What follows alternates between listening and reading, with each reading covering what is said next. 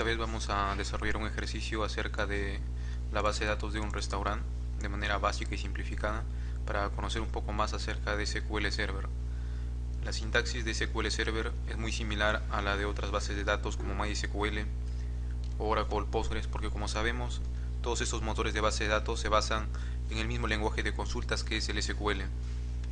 Entre ellos encontramos algunas pequeñas diferencias en sintaxis y también algunas diferencias ya de características que están disponibles en estos motores de base de datos. Entonces, vamos a centrarnos en responder esas dos preguntas sobre la base de datos que normalicemos ahora mismo. ¿Cuál es el monto acumulado de ventas por mes? ¿Cómo se llama el cliente que presentó más reclamos en el año actual? Para responder esto, en realidad podemos centrarnos en menos tablas de las que un modelo para un restaurante realmente requiere. Sobre nuestro script vamos a agregar dominios y valores por defecto.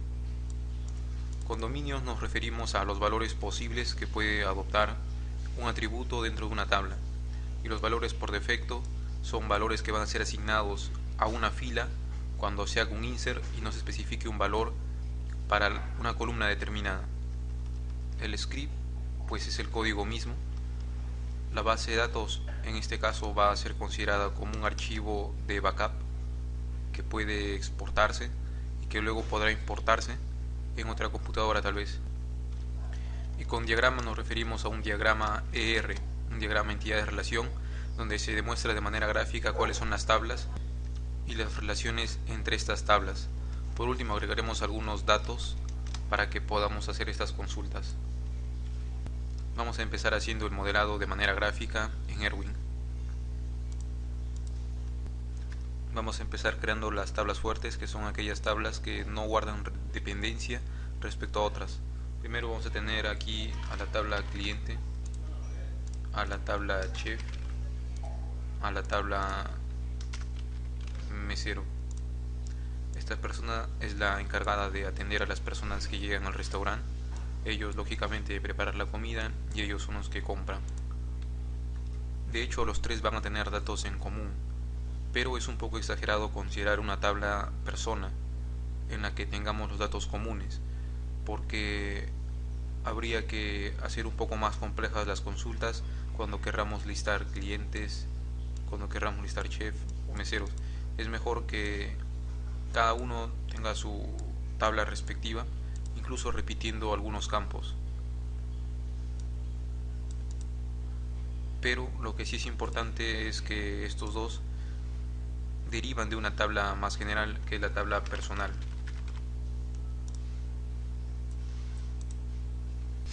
Estos serían algunos campos básicos que podemos considerar en la tabla cliente. Para personal tenemos algunos datos similares, pero no hemos puesto una tabla persona en común por lo que ya había mencionado antes. Pero todo personal tiene un código, tiene una fecha de ingreso en la que empezó a trabajar y tiene algunas observaciones que las hace el administrador, se puede decir. Entonces la tabla mesero y la tabla chef van a heredar de esta tabla personal. Para ello voy a crear una relación identificatoria de esta forma. Una relación identificatoria cuando la clave foránea que se obtiene no va como un atributo más, sino que va como clave primaria de la tabla hija. Por ejemplo, código personal que entra como clave foránea en chef no está aquí debajo. Si este fuera el caso, sería una relación no identificatoria, pero como está como clave primaria, va como una relación identificatoria y la línea se representa de manera continua. Luego de aplicar una relación identificatoria, lo común es que las tablas hijas tengan adicionalmente algunos atributos que la tabla padre no presenta. En este caso, por ejemplo, un chef presenta una especialidad, algunos estudios, mientras que un mesero tal vez tenga un listado de aptitudes o una descripción de las aptitudes que presenta, lo que sería de ayuda para el administrador a la hora de contratar nuevo personal. Además tenemos como tablas la tabla plato y la tabla venta. La tabla plato tiene como clave primaria un ID autoincremental, al igual que las demás tablas, tiene un nombre, en general una descripción más detallada y un precio referencial.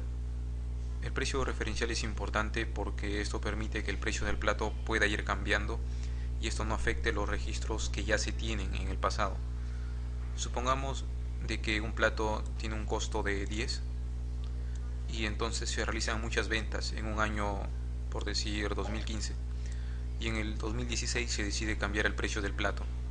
Si se cambia directamente en la tabla y venta hace referencia a un precio que está en la tabla plato, entonces el precio del plato cambiará para el 2016, pero también estará afectando a las ventas que ya se han realizado en el 2015 con el precio que antes se tenía. Es decir, las ventas que ya han terminado van a ser actualizadas con un nuevo precio, lo cual no tiene sentido. Es por eso que es importante que en el detalle de la venta, que es donde se indica qué plato se ha vendido, se indique también el precio del plato, el precio que fue usado en ese instante de la venta.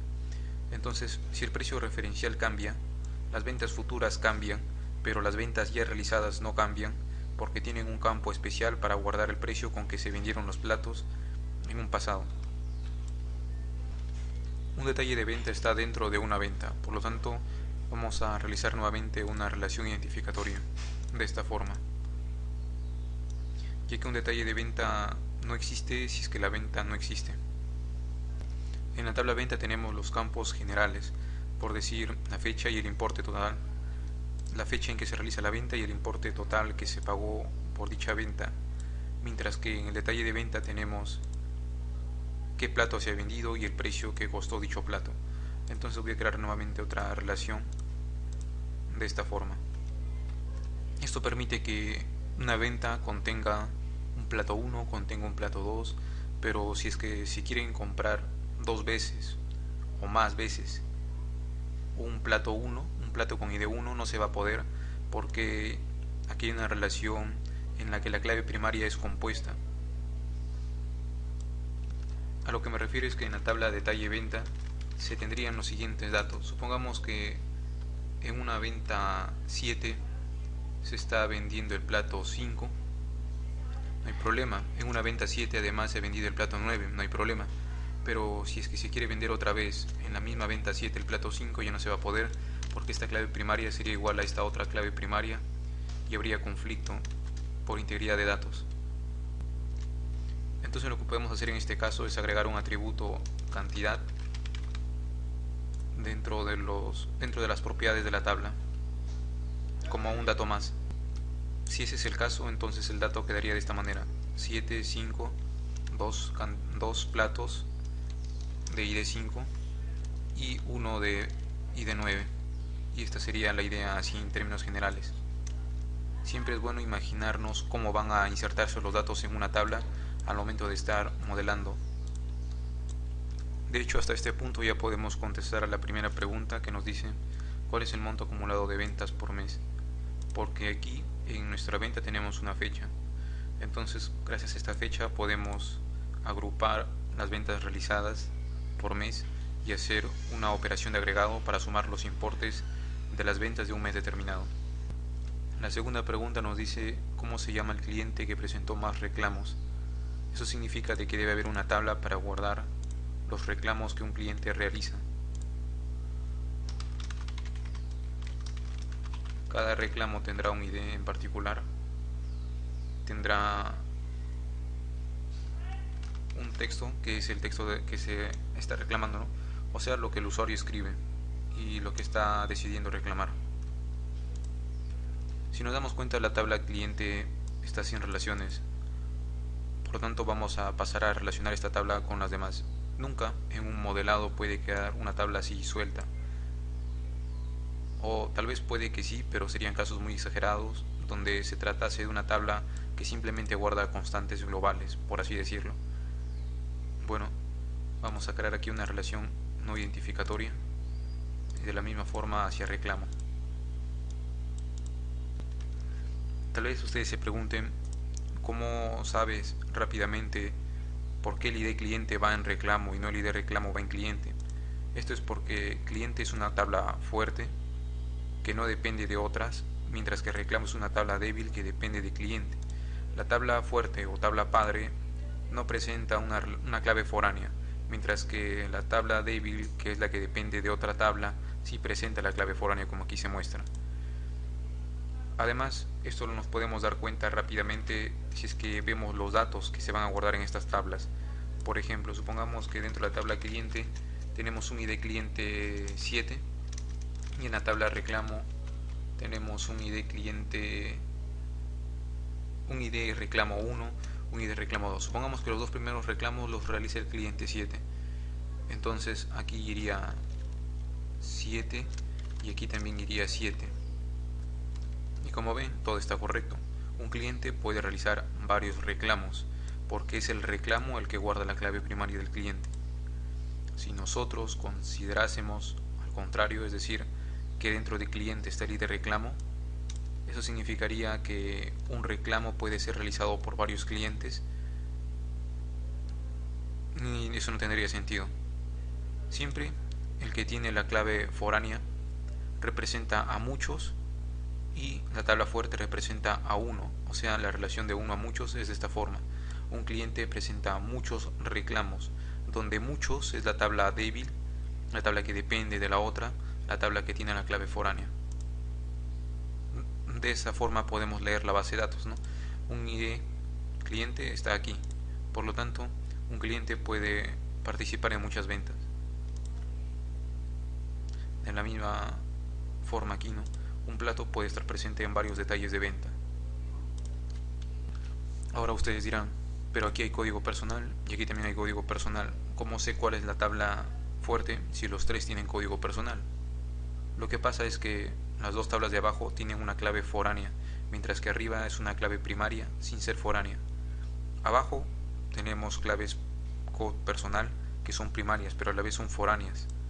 Tal vez aquí no se note mucho, pero al momento de escribir el código se va a identificar claramente cuál es la tabla fuerte y cuáles son las tablas débiles, porque aquí aparecerá un campo foreign key y aquí también aparecerá un campo foreign key, mientras que aquí en el script de esta tabla no aparecerá eso.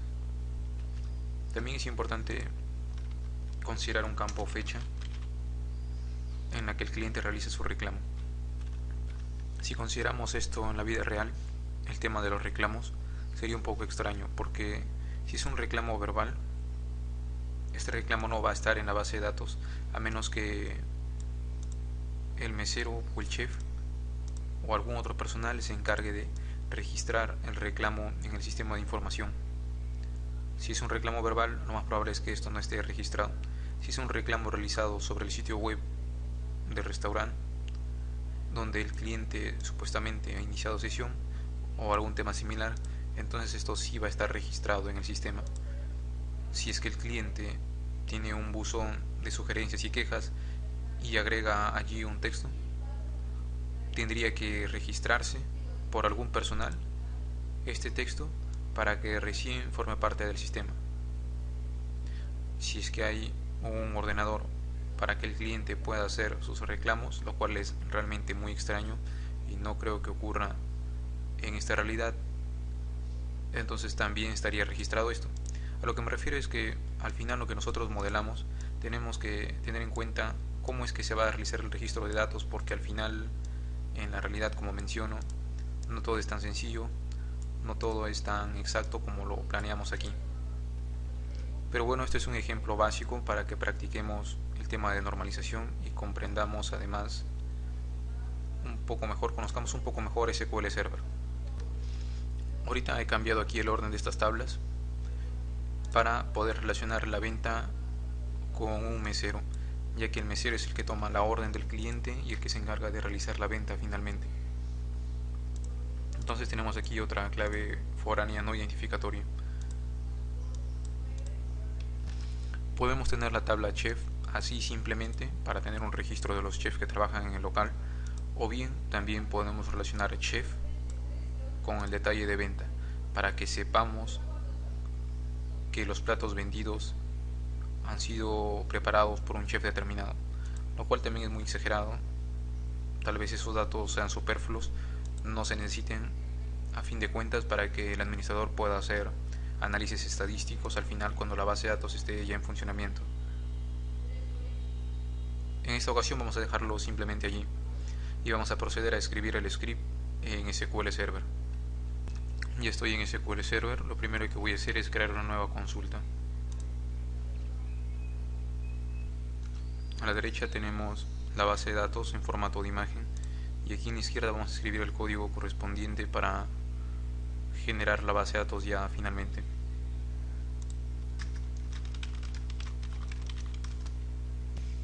Lo primero entonces es crear la base de datos. Para ello usamos createDatabase y especificamos el nombre de la base de datos que queremos crear. Luego usamos dicha base de datos, lo que se puede interpretar como que ingresamos a la base de datos para que estando dentro de ella en particular podamos crear sus tablas. Si no ejecutamos use, estaremos ubicados en otra base de datos y las tablas que creemos no figurarán en donde realmente se necesitan. Aquí en SQL Server la palabra go se puede interpretar como un punto y coma equivalente a MySQL. Es para simplemente separar las instrucciones y que se realicen en instancias de ejecución separadas. A veces son necesarias estas instrucciones go, a veces no lo son. En este caso sí, para que primero se cree y luego se use. Si se ejecutan en simultáneo, me dirá que no existe la base de datos que quiero usar. Entonces voy a ejecutar con F5 y la base de datos ya está creada. Procedemos a crear las tablas fuertes primero.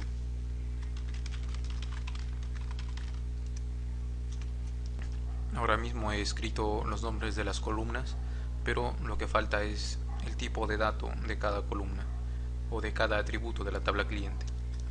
Y de cliente en este caso va a ser un entero. La fecha de registro va a ser un dato de tipo date.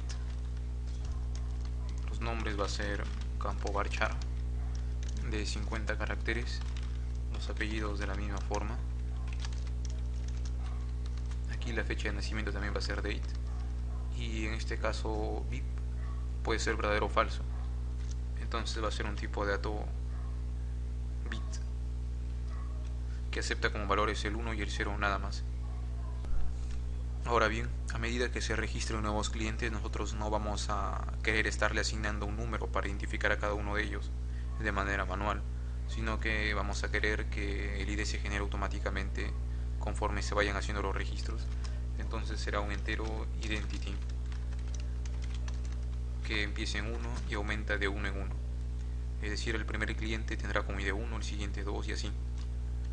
Podemos nosotros hacer que identity aumente de 2 en 2, de 3 en 3 o que empiece en un número distinto al 1.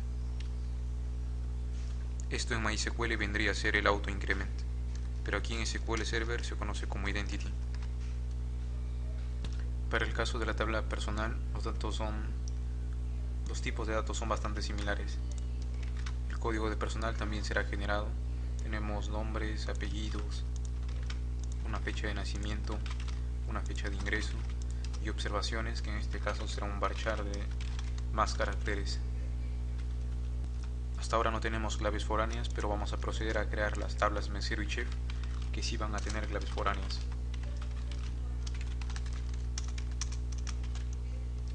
Creamos primero un campo code personal.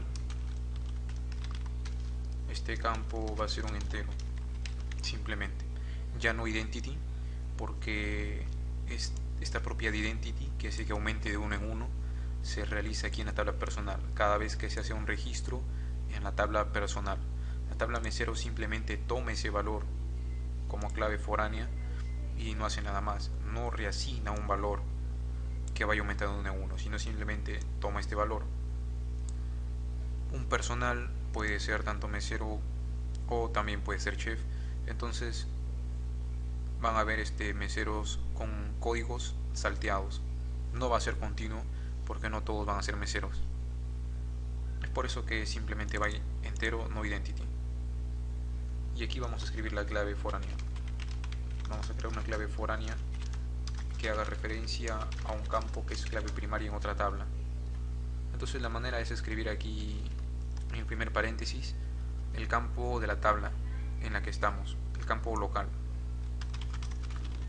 Luego de referencias escribimos la tabla a la que hacemos referencia y dentro de los paréntesis el nombre del campo en la tabla a la que hacemos referencia, que en este caso será lo mismo, pero en otros casos podría diferir. Esto difiere principalmente cuando tenemos dos claves foráneas referentes a una misma clave primaria. Eso, si quieren ver con más detalle, pueden verlo en un ejemplo justamente de este tema, pero en MySQL, que he publicado en un video anterior. Dejaré un enlace por si les interesa. Y aquí hemos olvidado algo importante, que es declarar el ID de cliente como una clave primaria y también el ID de personal como una clave primaria.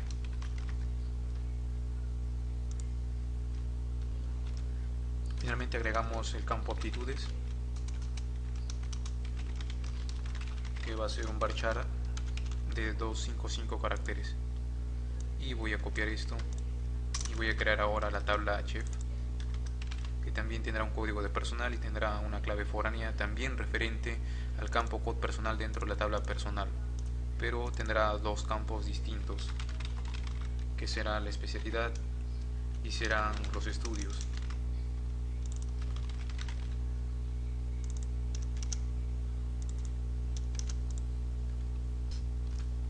Ya tenemos entonces cliente, personal, mesero y chef.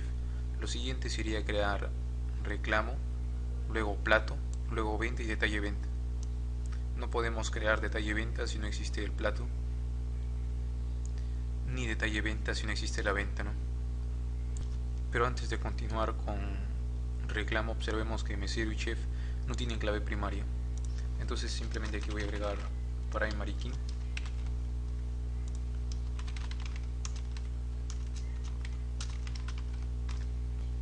Y de esta forma establecemos una relación identificatoria donde un campo es clave primaria y a la vez ese mismo campo es clave foránea respecto a otra tabla.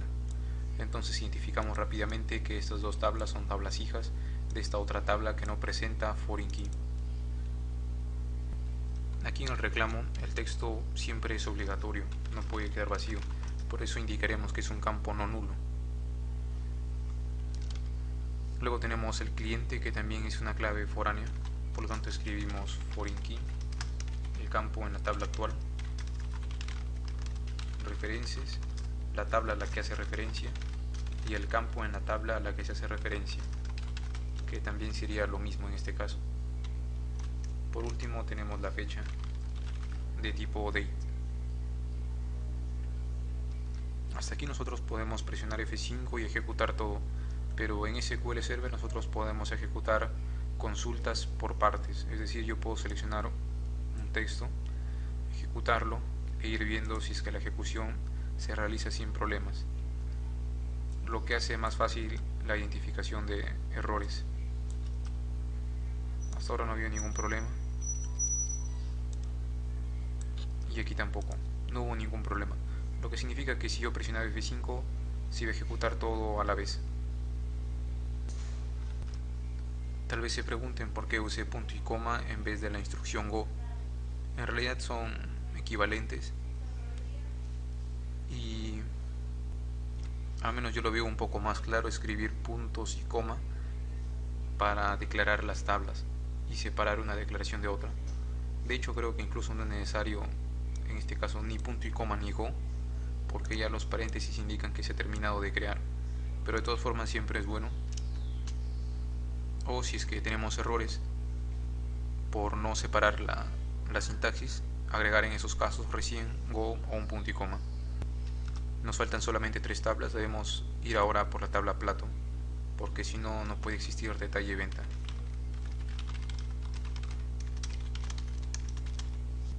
Y aquí tenemos que el precio referencial es un campo de tipo decimal y entre paréntesis dice 9,3. El primer valor indica la cantidad total de dígitos y el segundo indica la cantidad de decimales que va a presentar. En este caso tendríamos 6 dígitos disponibles para enteros y 3 disponibles para decimales. Tal vez hubiese sido más claro si es que el primer valor indicaba la cantidad de dígitos enteros y el segundo la cantidad de dígitos decimales, pero no es así, sino que 9 es la cantidad total de dígitos que tiene que tener el número, mientras que 3 es los dedicados para el decimal. Para los decimales. Vamos a ejecutar la tabla plato, ahora ya existe, y vamos a crear rápidamente las dos últimas tablas.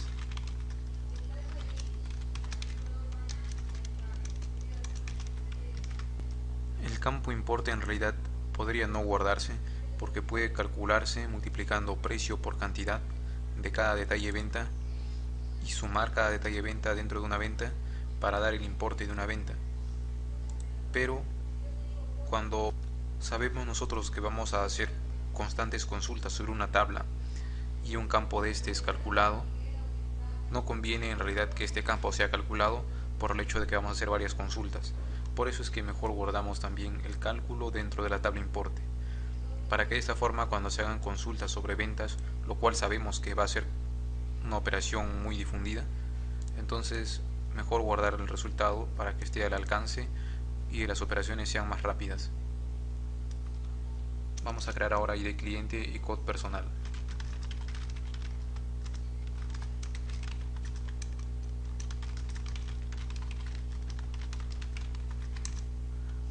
Y a crear además las claves foráneas de cada uno de ellos. Aquí tenemos lo que viene a ser la tabla venta.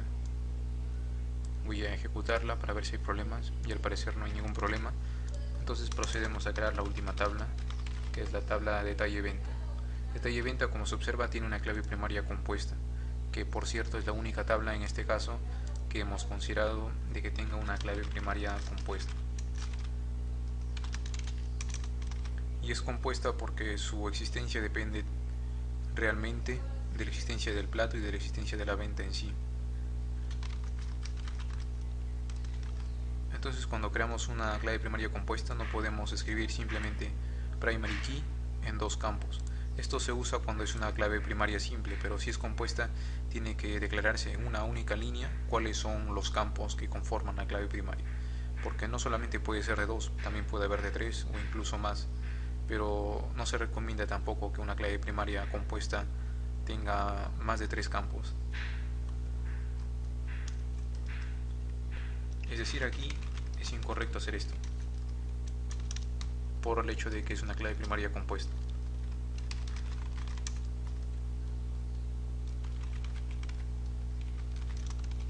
Voy a crear la clave foránea respecto a venta de esta forma.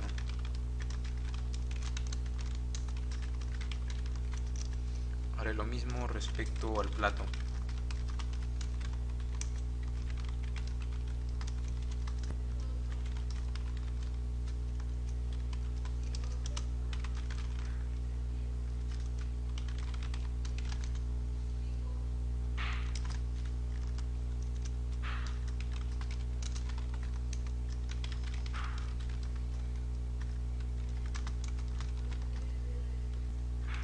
Y ahora sí, finalmente, la declaración de la clave primaria compuesta, en este caso por los campos venta y el campo ID plato.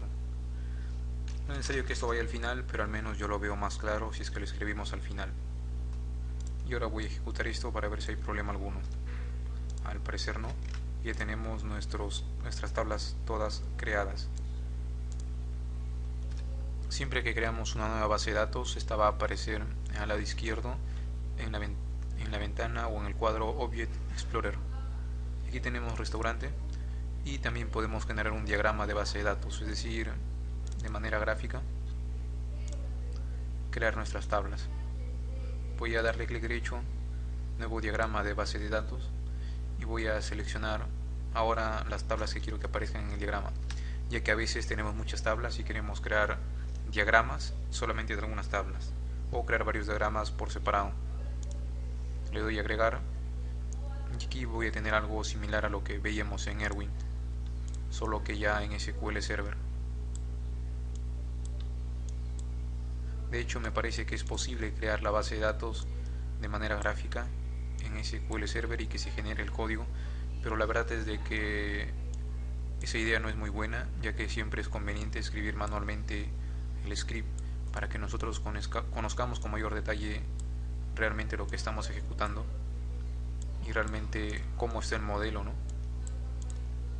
Muchas veces el código que es autogenerado contiene cosas innecesarias y su sintaxis no es legible. Luego de mover un poco las tablas, este es el resultado que obtenemos. personal tenemos dos tipos, chef y mesero, por eso tenemos relaciones identificatorias. Luego un personal realiza muchas ventas, una relación no identificatoria. Un cliente participa también en las ventas que el personal realiza. Un cliente presenta reclamos. Una venta presenta detalles de venta y un detalle de venta se conforma de platos. Más bien dicho, cada detalle se asocia a un plato en particular. Ahora voy a hacer clic derecho en una zona en blanco y elegiré copiar diagrama al clipboard. Y con esto podré pegar el contenido en formato de imagen dentro de un archivo en Word, por ejemplo. Lo siguiente que vamos a hacer ahora es establecer dominios y valores por defecto. Dijimos que dominios son los valores posibles que puede adoptar un atributo determinado. De esta forma nosotros podemos restringir que el precio referencial de un plato tenga que ser siempre mayor a 0, es decir, no puede ser un valor negativo. Vamos a restringir también que la cantidad en el detalle de venta tenga que ser al menos de 1. Es decir, un dominio nos permite restringir los valores que un campo puede tener sin tener que indicar específicamente qué valores son los disponibles. Es decir, podemos usar condiciones y que si la condición se cumple, entonces el valor sea admitido. O también podemos mostrar un listado de valores posibles y uno de ellos tiene que ser obligatoriamente como valor el asignado. Como ya dijimos, los valores por defecto son aquellos que se asignan cuando no se ha indicado un valor en un insert. Es decir, se ha realizado, por ejemplo, un insert de cliente, no se ha indicado que es VIP, entonces por defecto no lo es. Solamente tendremos que indicar que sí lo es cuando realmente lo sea, ¿no? De esta forma evitamos tener que hacer insert de todas las columnas cuando hay algunas que ya por lo general van a tener un valor determinado. Los dominios y los valores por defecto los podemos incluir incluso directamente sobre nuestra consulta de creación de la base de datos. Es decir, yo aquí por ejemplo pude haber asignado default y haber indicado un valor para bit que por defecto no lo sea, ¿no? También puedo hacer aquí check, que me permite, se puede decir, validar un valor y establecer un dominio. Pero como nuestra base de datos ya está creada, vamos a hacer los check o dominios y los valores por defecto en consultas aparte que van a modificar nuestras tablas y les van a agregar estas validaciones. Entonces creamos una consulta nueva. Esta es la sintaxis que tenemos para agregar un nuevo constraint sobre una tabla. Primero es alterarla, agregar el constraint y establecer qué tipo es lo que queremos indicar, ¿no? En este caso es un valor por defecto. Si es que quisiéramos indicar un dominio, usaríamos check. Un constraint, en realidad traducido literalmente al español, es una restricción. En este caso queremos alterar la tabla cliente. Particularmente vamos a alterar el campo VIP y vamos a darle un nombre a esta regla, a la que llamaremos default VIP, y como valor por defecto tendremos el 0. Entonces voy a ejecutar esto y tenemos que los comandos se han completado correctamente. Nosotros podemos verificar qué restricciones existen viendo en el Object Explorer. En el lado izquierdo nos vamos a nuestra base de datos, nos vamos a tablas, nos vamos a la tabla cliente y en restricciones vemos default VIP, que es el nombre del constraint tal cual lo registramos aquí. Y como dijimos, ahora vamos a agregar que el precio referencial de un plato no puede ser un valor negativo. Y la sintaxis es similar a la sintaxis anterior para agregar valores por defecto. En este caso alteramos nuevamente una tabla, la tabla plato. Vamos a agregar como nombre de restricción check precio referencial.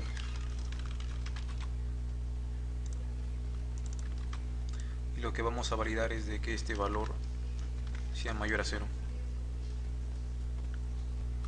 Selecciono esta porción de código, ejecuto y vemos de que se ejecutó correctamente. Vamos a actualizar las restricciones, en este caso de la tabla plato sería, y aquí tenemos el check que hemos agregado.